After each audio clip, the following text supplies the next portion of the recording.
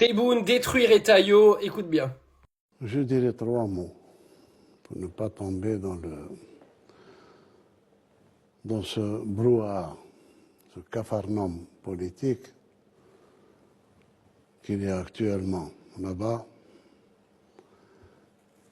Nous, on garde comme point de repère, et unique point de repère pour moi, c'est le président Macron.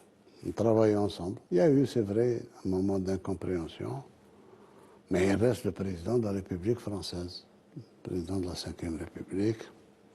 Et personnellement, tous les problèmes doivent se régler avec lui ou avec la personne qu'il délègue à juste titre,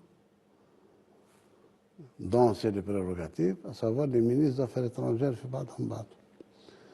Sinon, pour le reste, moi, en ce qui me concerne, le dossier contentieux créé de toutes pièces avec la France, il est entre de bonnes mains, il est entre les mains de quelqu'un de très compétent, qui a toute ma confiance, c'est le ministre des Affaires étrangères. C'est tout. Tout ce que je peux vous dire dans ce sujet-là.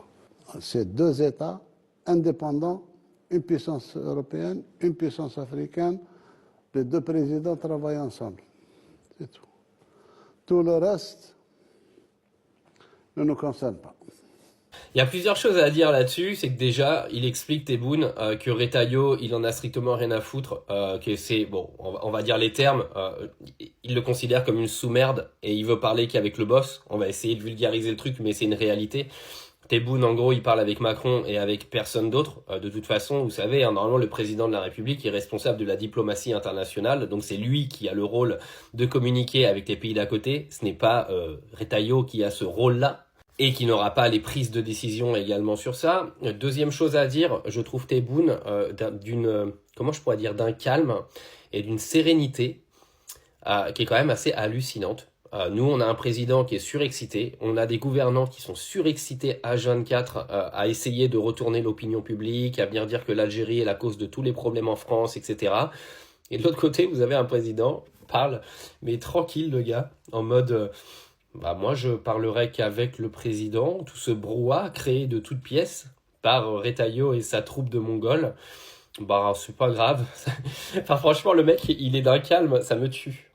Vous savez que ça énerve, hein, ça énerve, hein. Quand vous êtes en train de vous exciter sur quelqu'un et que le mec, limite, il en a rien à cirer, c'est d'autant plus puissant, tu vois. Et dernier point, c'est que l'Algérie est en train de signer des accords de partout avec tous les pays d'à côté. D'accord. L'Italie aujourd'hui a des accords très forts avec l'Algérie. L'Allemagne a des accords très forts avec l'Algérie. Le Royaume-Uni vient de signer des accords avec l'Algérie pour que l'anglais devienne la première langue étrangère en Algérie et que ce ne soit plus la France. Je crois que vous vous rendez pas compte en fait. Il y a beaucoup de Français, vous êtes en train de dire ouais, la France veut faire la guerre à l'Algérie, on est en train de gagner. Vous gagnez rien du tout. La France est en train de tout perdre. Et quand vous voyez la sérénité du mec qui est en face, moi, je serais les Français, je commencerais à flipper quand même.